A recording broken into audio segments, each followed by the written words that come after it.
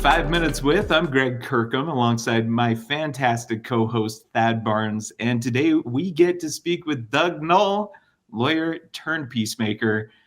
Doug, welcome to the show, my friend. Hey, Greg and Thad, thanks for having me on the show today. Hey, so you have a unique background. You transitioned from being a lawyer to a peacemaker. What inspired that drastic shift and your focus from law to teaching people how to stop fights and stop arguments? Well, it wasn't something that happened overnight. To make a 15-year, 20-year story really short, I took up the martial arts in the 1980s, was awarded my second-degree black belt when I turned 40. Then I took up Tai Chi as a martial art. And Tai Chi has two interesting paradoxes. The first is the softer you are, the stronger you are. And the second is the more vulnerable you are. Soft to be strong, vulnerable to be powerful. So these paradoxes eventually seeped into my soul until one day I was in a courtroom cross-examining somebody and the thought came to me, what the heck am I doing in here?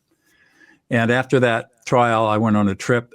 And after the trip, came back with sort of the idea that I didn't want to try cases anymore, but I didn't know what I wanted to do. And I learned about a new master's degree in peacemaking and conflict studies being offered at a local university.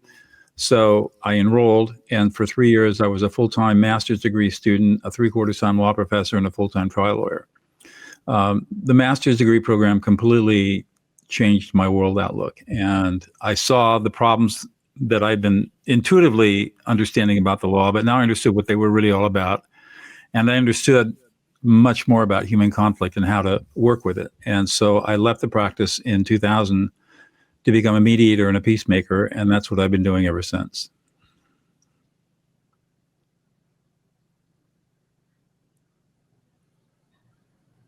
That's incredible, Doug. I love that journey. Having spent a long time with lawyers in my lifetime, growing up in a law firm, I can certainly relate to how you might see a lot of conflict and wish to alleviate that. Do you mostly work one-on-one with a single person, or can you work with couples, or kind of how does that work? Well, I do a lot of different things. I'm a mediator, and I mediate both litigated and non-litigated disputes. A typical non-litigated dispute would be a family business partnership or a corporate board that can't get along, or hedge fund managers fighting with founders, things like that. And in the litigated disputes can be all different types of lawsuits where lawyers will call me in to help settle a case. In addition to all of that, I arbitrate as an arbitrator, mostly commercial and consumer cases for the American Arbitration Association. And in addition to that, and where my real passion is I've developed a set of skills that I teach to people, coaching, mostly high-performing individuals, couples, and teams. And my promise and guarantee is after 8 weeks, master my skills, you'll never have a fight or argument again in your life. And so that's where I spend a lot of my time, doing that kind of coaching and teaching. I love it. Yeah, the classic, I have a unique set of skills saying, right? So in your experience, what's the most important tool or mindset shift that people need to adopt to really resolve conflicts and prevent them even? I think the most important mind shift is to abandon the idea that humans are rational beings. That's a myth that's been perpetrated on us for over 4,000 years, and it's not scientifically true.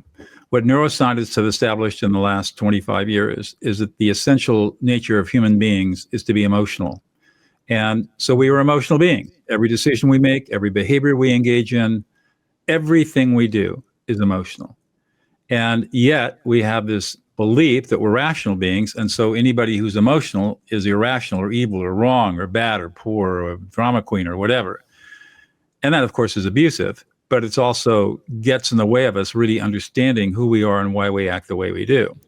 Once you abandon rationality and acknowledge that we are all emotional beings, all the fog lifts, and you can see people for exactly what they are, emotional beings having emotional moments. And then once you master the skill sets of how to deal with emotions, life becomes so much more peaceful and calm because you know exactly what to say, how to say it, when to say it with complete, calm, confident compassion. And you can de-escalate any situation, no matter how intense. Thank you so much for sharing your insights, Doug. To learn more about Doug Noll, visit dailynewsnetwork.com.